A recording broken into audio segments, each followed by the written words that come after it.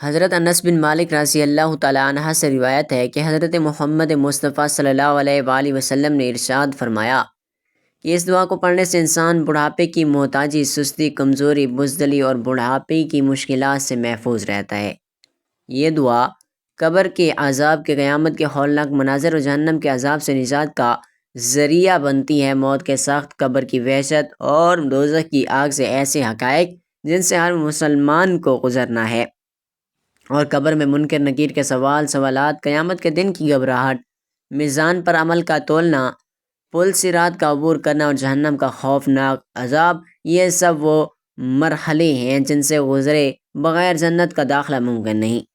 نبی کریم صلی اللہ علیہ وآلہ وسلم نے ہمیں ایسی دعا سکھائی ہے جو ہمیں دنیا اور آخرت کی ان آزمائشوں سے بچانے کا ذریعہ بن جاتی ہے۔ اس دعا کو ہر مسلمان اپنی زندگی کا حصہ بنا لے تاکہ اللہ تعالیٰ کی رحمت اور حفاظت میں رہے۔ وہ دعا یہ ہے: بسم اللہ الرحمن الرحیم، السلام علیکم ورحمۃ اللہ وبرکاتہ۔ محترم ناظرین، حضرت بلال حبشی رضی اللہ تعالیٰ عنہ اللہ کے برگزیدہ بندے تھے۔ آپ کی آواز انتہائی دلکش اور پرسوز تھی۔ آپ جب آذان دیتے تو دلوں میں ایمان کی روشنی بھر جاتی، اور آپ نبی کریم صلی اللہ علیہ وآلہ وسلم کے قریبی ساتھیوں میں شمار ہوتے تھے، اور آپ کو نبی کریم صلی اللہ علیہ وآلہ وسلم کی بے حد محبت حاصل تھی۔ آپ نماز کے پابند اور اللہ کی یاد میں ہمیشہ مستغرق رہنے والے تھے، ذکر و اذکار و تسبیحات میں ہمیشہ مصروف رہتے۔ آپ کا دل اللہ کی محبت سے معمور تھا اور آپ کی زبان پر ہمیشہ اللہ کا ذکر رہتا۔ آپ کی زندگی سادگی، تقوی اور پرہیزگاری کا بہترین نمونہ تھی۔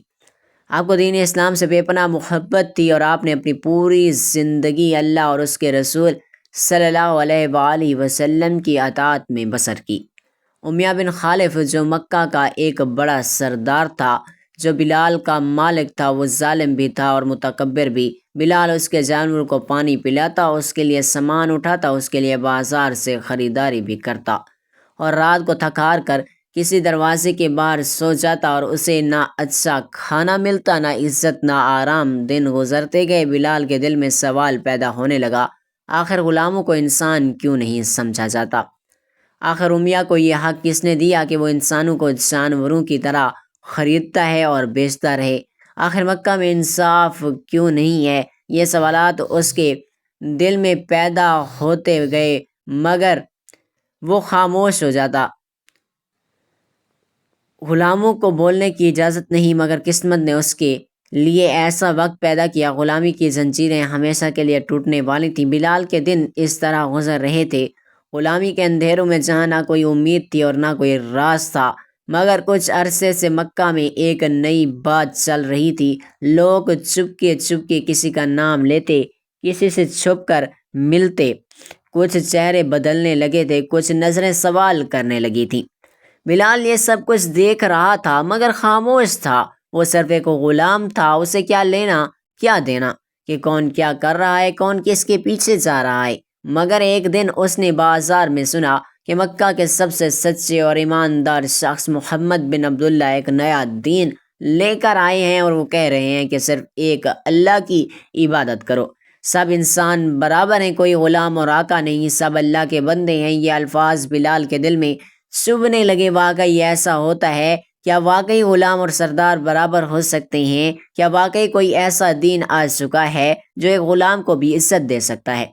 بلال نے کئی دنوں تک یہ باتیں سنی، مگر کچھ نہ بولا، وہ بس غور کرتا رہا۔ پھر ایک دن اس نے اپنے مالک امیہ بن خلف کو کسی بات پر غصہ کرتے دیکھا۔ یہ محمد سب کو بگاڑ رہا ہے، غلاموں کو سکھا رہا ہے کہ وہ ہمارے برابر ہو سکتے ہیں، یہ ناقابل قبول ہے۔ بلال کو پہلی بار احساس ہوا کہ یہ دین صرف الفاظ نہیں بلکہ حقیقت میں طاقت رکھتے ہیں۔ اگر امیہ جیسے ظالم سرداروں کو اس سے خطرہ محسوس ہو تو یقیناً یہ کوئی بڑی چیز ہوگی۔ اب بلال کے دل میں ایک خواہش جاگنے لگی۔ وہ محمد کو دیکھنا چاہتا تھا، ان سے سننا چاہتا تھا کہ وہ کیا کہہ رہے ہیں۔ وہ جاننا چاہتا تھا کیا واقعی غلاموں کو بھی آزاد کرا سکتے ہیں، کیا واقعی انسانیت کی عزت کو بحال کرا سکتے ہیں۔ بلال نے اپنی نرسیں سکائیں اور سننے لگا۔ وہ رات بلال کی زندگی کی سب سے اہم رات تھی، کیونکہ آج وہ جاننے والا تھا کہ زندگی کا اصل مقصد کیا ہے۔ بلال چھپ کر ان کی باتیں سن رہا تھا جو محمد صلی اللہ علیہ وآلہ وسلم پر ایمان لا چکے تھے۔ ان کے چہروں پر ایک عجیب سکون تھا، ان کی باتوں میں ایک عجیب سی طاقت تھی۔ وہ کہہ رہے تھے کہ اللہ کے سوا کوئی معبود نہیں، سب انسان برابر ہیں، اصل عزت اسی کو ملے گی جو اللہ سے ڈرے، نہ کہ اسے جو زیادہ مالدار ہو یا کسی بڑے قبیلے سے تعلق رکھتا ہو۔ یہ الفاظ بلال کے دل میں تیر کی طرح لگے۔ غلامی میں پیدا ہونے والے ایک شخص کے لیے سب سے نیا تھا۔ وہ تو ہمیشہ یہی سنتا آیا تھا کہ غلام صرف آقاؤں کی خدمت کے لیے پیدا ہوتے ہیں، وہ کسی کے مالک نہیں، مگر یہ ہاتھ تو کچھ اور ہی کہا جا رہا تھا۔ بلال نے ہمت کی اور ایک شخص سے پوچھا، یہ جو باتیں تم کر رہے ہو کیا یہ سچ ہیں؟ کیا واقعی غلام اور سردار برابر ہو سکتے ہیں؟ اس شخص نے مسکرا کر کہا، ہاں، ہمارے نبی پاک صلی اللہ علیہ وآلہ وسلم یہی کہتے ہیں، اللہ کے نزدیک سب ایک جیسے ہیں، نہ کوئی اونچا نہ کوئی نیچا، اصل عزت تقویٰ میں ہے اور رنگ و نسل یا مقام میں نہیں۔ یہ الفاظ بلال کے دل میں گھر کر گئے۔ وہ خاموشی سے واپس چلا گیا، مگر اس کا دل بے چین ہو چکا تھا۔ اب وہ صرف سننے والا نہیں رہا تھا، بلکہ وہ چاہتا تھا کہ محمد مصطفیٰ صلی اللہ علیہ وآلہ وسلم کون ہے، وہ کیسے انسان ہیں جس کی باتوں نے پورے مکہ میں ہلچل مچا دی تھی۔ چند دن بعد بلال نے ہمت کی اور علیحدگی میں جا کر ایک صحابی سے کہا، مجھے محمد مصطفیٰ صلی اللہ علیہ وآلہ وسلم کے پاس لے چلو، میں ان سے ملنا چاہتا ہوں۔ یہ سنتے ہی وہ خوش ہو گئے۔ انہوں نے بلال کو ساتھ لیا اور ایک خفیہ مقام پر لے گئے جہاں محمد مصطفیٰ صلی اللہ علیہ وآلہ وسلم اپنے چند ساتھیوں کے ساتھ بیٹھے ہوئے تھے۔ جیسے ہی بلال نے ان کی طرف دیکھا، اسے لگا کہ وہ کسی عام انسان کو نہیں بلکہ خاص ہستی کو دیکھ رہے ہیں۔ محمد مصطفیٰ صلی اللہ علیہ وآلہ وسلم کے چہرے پر نور تھا، ان کی آنکھوں میں شفقت تھی، ان کے لبوں پر ایک محبت بھری مسکراہٹ تھی۔ بلال بے اختیار زمین پر بیٹھ گیا، اس کے ہونٹ کپ کپانے لگے۔ وہ کچھ کہہ نہیں پایا، بس ان کی طرف دیکھتا رہا۔ نبی پاک صلی اللہ علیہ وآلہ وسلم نے نرمی سے پوچھا، بلال تم کس کے لیے آئے ہو؟ بلال کی آنکھوں میں آنسو آ گئے۔ اس نے گھبرائی ہوئی آواز میں کہا، کیا واقعی اللہ کے نزدیک سب برابر ہیں؟ کیا واقعی یہ غلام بھی عزت پا سکتا ہے؟ محمد مصطفیٰ صلی اللہ علیہ وآلہ وسلم نے مسکرا کر جواب دیا، ہاں بلال، اللہ کے ہاں عزت مال یا قبیلے کی وجہ سے نہیں بلکہ نیک نیتی تقویٰ کی وجہ سے ملتی ہے۔ اگر تم اللہ کو اپنا رب مان لو تو تم بھی ان سب سے زیادہ عزت والے بن سکتے ہو۔ بلال کے دل پر جیسے کوئی روشنی پڑ گئی، اس نے کپ کپاتے ہونٹوں سے کہا، میں گواہی دیتا ہوں کہ اللہ کے سوا کوئی معبود نہیں اور محمد مصطفیٰ صلی اللہ علیہ وآلہ وسلم اللہ کے رسول ہیں۔ یہ کہتے بلال کی آنکھوں سے آنسو بہنے لگے۔ یہ آنسو خوشی کے تھے۔ وہ جو ساری زندگی غلامی میں جکڑا ہوا تھا، آج اسے ایسا لگا کہ وہ سب سے آزاد انسان بن چکا ہے۔ آج وہ صرف امیہ بن خلف کا غلام نہیں، آج وہ اللہ کا بندہ بن چکا تھا۔ بلال کے لیے یہ لمحہ سب سے حسین تھا۔ اس نے پہلی بار آزادی محسوس کی، پہلی بار اپنے وجود کو قابل عزت جانا، مگر وہ نہیں جانتا تھا کہ یہ آزادی کتنی بھاری قیمت مانگے گی۔ جب امیہ بن خلف کو معلوم ہوا کہ بلال اسلام قبول کر چکا ہے تو اس کا غصہ آسمان کو چھونے لگا۔ ایک غلام اور وہ بھی میرے گھر کا کیسے اس محمد کے پیچھے جا سکتا ہے؟ یہ ناقابل قبول ہے۔ امیہ نے بلال کو بلایا، اس کے چہرے پر نفرت تھی۔ بلال، میں نے سنا ہے کہ تم نے محمد کا دین قبول کر لیا ہے، فوراً انکار کر دو ورنہ انجام بہت برا ہوگا۔ بلال خاموش کھڑا رہا، اس کے دل میں ایک سکون، ایک روشنی تھی، جواب کبھی بجھنے والی نہیں تھی۔ امیہ چلایا، میں آخر بار کہہ رہا ہوں کہ انکار کر دو۔ بلال دھیرے سے کہا، احد احد، اللہ ایک ہے، اللہ ایک ہے۔ یہ سن کر امیہ کا چہرہ غصے سے سرخ ہو گیا۔ اس نے غلاموں کو حکم دیا، اسے پکڑو اور مکہ کی تپتی زمین پر گھسیٹو۔ بلال کو گلیوں میں گھسیٹتا جانے لگا۔ لوگوں کا ہجوم اکٹھا ہوا، کوئی ہنستا، کوئی تانے دیتا، کوئی پتھر مارتا، مگر بلال کی زبان پر ایک ہی لفظ تھا، احد احد۔ پھر اسے گرم ریت پر ڈالا گیا، جلتے ہوئے پتھر اس کے سینے پر رکھ دیے گئے تاکہ وہ ہل نہ سکے۔ امیہ قریب آ کر کہنے لگا، اگر اپنی جان بچانا چاہتے ہو تو محمد کو جھوٹا کہہ دو، تو توبہ نعوذ باللہ من ذالک، اور ہمارے بتوں کی بڑائی بیان کرو۔ بلال نے تپتی سانسوں میں کہا احد احد۔ یہ جواب امیہ کے لیے ناقابل برداشت تھا۔ اس نے اور سختیاں بڑھا دی، بلال کو کوڑے مارے گئے، رسیوں سے باندھا گیا، مگر اس کی زبان وہی بولتی رہی احد احد۔ یہ ظلم کئی دن تک جاری رہا مگر بلال ٹوٹا نہیں۔ جب صحابہ کرام نے یہ منظر دیکھا تو ان کے دل دہل گئے۔ یہ وہی بلال تھا جو کل تک ایک غلام تھا مگر آج وہ ایمان کے سب سے اونچے درجے پر تھا۔ یہ خبر جب حضرت ابوبکر صدیق رضی اللہ تعالیٰ عنہ تک پہنچی تو آپ برداشت نہ کر سکے۔ وہ سیدھا امیہ کے پاس پہنچے اور کہا امیہ یہ ظلم کب تک؟ امیہ ہنسا، یہ غلام اب کسی کام کا نہیں رہا، اگر تمہیں اس پر اتنا ترس آ رہا ہے تو اسے خرید لو۔ حضرت ابوبکر صدیق نے فوراً کہا میں اس غلام کو خریدتا ہوں، جو قیمت مانگو گے میں دوں گا۔ امیہ نے زیادہ سے زیادہ قیمت مانگی مگر حضرت ابوبکر صدیق نے بنا کسی بحث کے رقم ادا کر دی۔ جیسے ہی بلال آزاد ہوا وہ زمین پر گر پڑا، اس کی آنکھوں میں آنسو تھے مگر وہ آنسو غلامی سے آزادی کے تھے۔ حضرت ابوبکر صدیق رضی اللہ تعالیٰ عنہ نے بلال کا ہاتھ پکڑا اور کہا بلال تم آج سے کسی انسان کے غلام نہیں ہو، تم اللہ کے بندے ہو۔ اور حضرت بلال رضی اللہ تعالیٰ عنہ نے اپنی آنکھوں سے آسمان کی طرف دیکھا، ایک گہری سانس لی اور پھر آہستہ سے کہا احد احد۔ بلال اب آزاد ہو چکے تھے مگر ان کی آزمائش ابھی ختم نہیں ہوئی تھی۔ وہ جان چکے تھے کہ یہ دنیا کسی آزاد انسان کے لیے بھی آسان نہیں، خاص طور پر جب وہ سچائی کے راستے پر ہو۔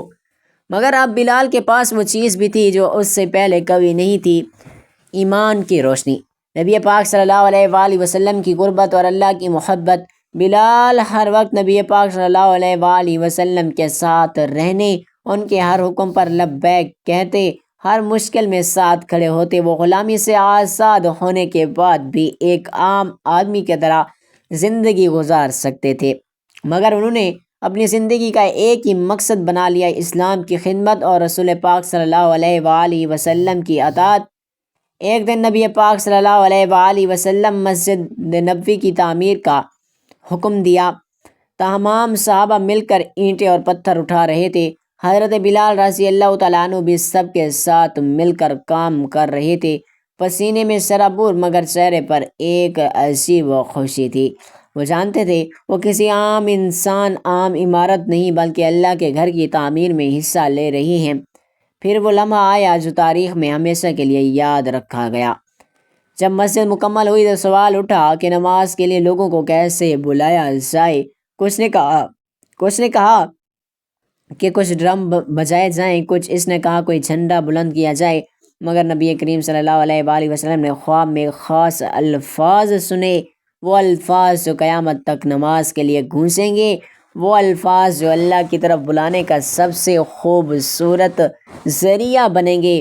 جب آذان کے لیے کسی کو منتخب کرنے کا وقت آیا تو نبی پاک صلی اللہ علیہ وآلہ وسلم نے محبت بھری نظر سے حضرت بلال کو دیکھا اور فرمایا بلال یہ کام تم کرو گے۔ حضرت بلال رضی اللہ تعالیٰ عنہ کا دل دھڑک اٹھا اور وہ جو غلام تھا آج اسلام کی سب سے بڑی آواز بننے جا رہا تھا۔ وہ کھڑے ہوئے مدینہ کی بلند جگہ پر چڑھے اور اپنی گہری آواز میں پکارا اللہ اکبر اللہ اکبر۔ یہ الفاظ مدینہ کی فضاؤں میں گونج اٹھے، لوگوں کے دل لرز گئے، ایمان تازہ ہو گئے۔ وہی بلال جو کل تک مکہ کی گلیوں میں رسیاں ڈال کر گھسیٹتے جا رہا تھا، آج اسلام کی آواز بن چکے تھے۔ یہ ان سب سے بڑی عزت تھی، یہ ان کے صبر اور استقامت کا انعام تھا۔ بلال کی اذان سن کر نبی کریم صلی اللہ علیہ وآلہ وسلم کی آنکھوں مبارک میں آنسو آ گئے۔ یہ وہی غلام تھا جسے لوگ کمتر سمجھتے تھے مگر آج وہی غلام اسلام کا سب سے پہلا معزر بن چکا تھا، وہ شخص جس کی آواز قیامت تک مسلمانوں کو نمازوں کے لیے بلاتی رہے گی۔ حضرت بلال کی زندگی کا ہر لمحہ رسول پاک صلی اللہ علیہ وآلہ وسلم کے ساتھ گزرا۔ وہ جنگوں میں شریک ہوئے، انہوں نے سختیاں برداشت کی مگر کبھی پیچھے ہٹنے ان کا نام نہ لیا۔ ان کا ایمان اتنا مضبوط ہو چکا تھا کہ اب دنیا کی کوئی طاقت ہلا نہیں سکتی تھی۔ مگر بلال کی آزمائش کا سب سے سخت وقت ابھی باقی تھا، وہ وقت جب ان کے محبوب نبی کریم صلی اللہ علیہ وآلہ وسلم اس دنیا سے رخصت ہونے والے تھے۔ مدینہ کی فضاؤں میں اداسی چھا چکی تھی، ہر آنکھ اشک بار تھی، ہر دل بوجھل تھا۔ وہ ہستی جس کے وجود سے مدینہ روشن تھا اب دنیا کو الوداع کہنے والی تھی۔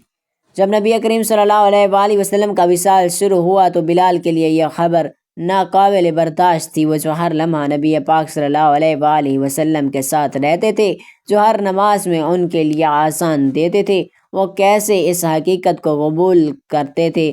اب وہ نبی کریم صلی اللہ علیہ وآلہ وسلم کی زیارت نہیں کر سکیں گے۔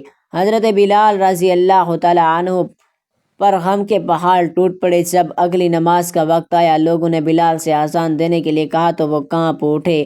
انہوں نے مدینہ کی فضاؤں میں اپنی آواز بلند کی، اللہ اکبر، اللہ اکبر، لیکن جب اشہد ان محمد رسول اللہ پر پہنچے تو ان کے ہونٹ کپ کپانے لگے، آنکھوں سے آنسو جاری ہو گئے اور مزید نہ بول سکے۔ نبی پاک صلی اللہ علیہ وآلہ وسلم کا نام لیتے ہی ان کا دل ٹوٹ گیا، ان کی آواز بیٹھ گئی اور وہ آذان مکمل نہ کر سکے۔ پورا مدینہ رونے لگا، ہر شخص پر غم کی لہر چھا گئی۔ حضرت بلال رضی اللہ تعالیٰ عنہ نے فیصلہ کر لیا کہ وہ اب مدینہ میں نہیں رہ سکتے۔ ہر گلی، ہر راستہ، ہر جگہ انہیں نبی پاک صلی اللہ علیہ وآلہ وسلم کی یاد دلاتی تھی۔ انہوں نے حضرت ابوبکر سے درخواست کی کہ انہیں کسی اسلامی لشکر کے ساتھ جہاد کے لیے بھیج دیا جائے۔ حضرت ابوبکر صدیق نے بلال کو روکنے کی کوشش کی، مگر بلال نے کہا، میں نہیں بن سکتا، میں رسول پاک صلی اللہ علیہ وآلہ وسلم کے ساتھ تھا، اب میرا مدینہ میں دل نہیں لگتا۔ چنانچہ بلال مدینہ سے چلے گئے اور وہاں جہاد میں حصہ لیتے رہے، مگر ان کا دل ہمیشہ مدینہ کی یاد میں تڑپتا رہا۔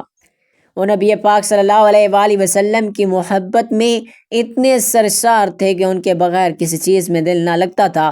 محترم ناظرین، انس بن مالک رضی اللہ تعالیٰ عنہ روایت کرتے ہیں کہ نبی پاک صلی اللہ علیہ وآلہ وسلم نے ارشاد فرمایا کہ اس دعا کو پڑھنے سے انسان سستی، کمزوری، بزدلی اور بڑھاپے کی مشکلات سے محفوظ رہتا ہے، اور اس دعا کو پڑھنے سے قبر کے عذاب، قیامت کے ہولناک مناظر اور جہنم کے عذاب سے نجات کا ذریعہ بنتی ہیں۔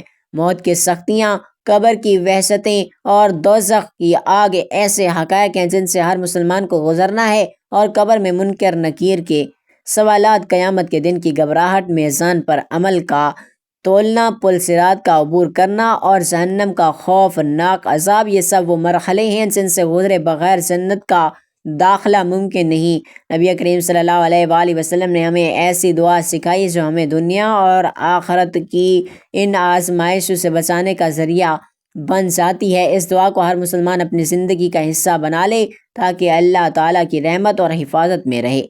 وہ دعا یہ ہے، اللہم انی اعوذ بک اعوذ الحق العذاب القبر فطرۃ المحیا مماتا۔ ایک دن حضرت بلال رضی اللہ تعالیٰ عنہ خواب میں نبی کریم صلی اللہ علیہ وآلہ وسلم کی زیارت کرتے ہیں۔ نبی پاک صلی اللہ علیہ وآلہ وسلم سے ان سے فرما رہے ہوتے ہیں، بلال یہ کیا بے وفائی ہے، کیا تمہیں ہماری یاد نہیں آتی؟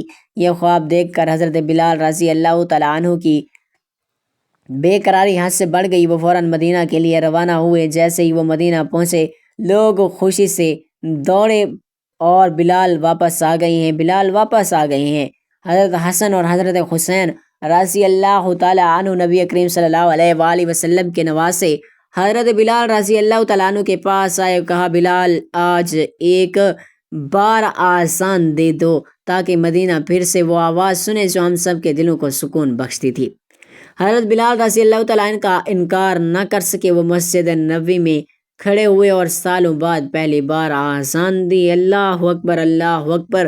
پورا مدینہ لرز اٹھا، لوگ اپنے گھروں سے باہر نکل آئے، ہر آنکھ اشک بار ہو گئی۔ ایسا لگتا تھا جیسے نبی کریم صلی اللہ علیہ وآلہ وسلم خود واپس آ گئے ہوں، جیسے وہی مدینہ کا خوبصورت وقت لوٹ آیا ہو۔ حضرت بلال رضی اللہ تعالیٰ عنہ کی آذان سن کر ہر شخص رو رہا تھا، اور جب انہوں نے اشہد ان محمد رسول اللہ کہا تو مدینہ میں وہ آہ و بکا بجھ گئی۔ لوگوں نے ایسا گریہ کیا جیسے ابھی نبی پاک صلی اللہ علیہ وآلہ وسلم کا وصال شروع ہوا ہو۔ یہ حضرت بلال رضی اللہ تعالیٰ عنہ کی زندگی کا سب سے خوبصورت لمحہ تھا، اور اس کے بعد وہ زیادہ عرصہ زندہ نہ رہے۔ وہ شام واپس چلے گئے اور کچھ ہی دنوں بعد بیمار ہو گئے۔ جب وفات کا وقت آیا تو ان کی بیوی رو کر کہنے لگی، ہائے افسوس، بلال جا رہے ہیں۔ حضرت بلال رضی اللہ تعالیٰ عنہ مسکرا کر کہنے لگے افسوس نہیں ہے، خوشی مناؤ، کل میں اپنے محبوب محمد مصطفیٰ صلی اللہ علیہ وآلہ وسلم اور ان کے صحابہ اکرام رضی اللہ تعالیٰ علیہم اجمعین سے ملوں گا۔ یہ کہہ کر حضرت بلال رضی اللہ تعالیٰ عنہ کی روح پرواز کر گئی اور خالق حقیقی کے پاس جا ملی۔ ایک ایسا شخص جو غلام تھا مگر ایمان نے اسے اسلام کا سب سے بڑا مؤذن بنا دیا، وہ شخص جس کی آسان قیامت تک زندہ رہی، آج اپنے محبوب نبی کریم صلی اللہ علیہ وآلہ وسلم سے جا ملا تھا، اور آپ رضی اللہ تعالیٰ عنہ کو دنیا میں ہی بشارت جنت عطا ہوئی۔ سبحان اللہ۔ اللہ پاک سے دعا ہے کہ اللہ پاک ہم تمام مسلمان بہن بھائیوں کو نبی پاک صلی اللہ علیہ وآلہ وسلم کے نقش قدم پر چلنے کی توفیق عطا فرمائے۔ میرا سنانا اور آپ کا سننا اپنی پاک بارگاہ الہی میں قبول و منظور فرمائے اور ہمارا خاتمہ ایمان پر فرمائے، آمین یا رب العالمین۔ ناظرین، ویڈیو اچھی لگی ہو تو ویڈیو کو لائک، شیئر اور ہمارے اس معلوماتی چینل کو سبسکرائب ضرور کیجیے گا۔ اللہ تعالی ہم سب کا حامی و ناصر ہو۔ جزاک اللہ۔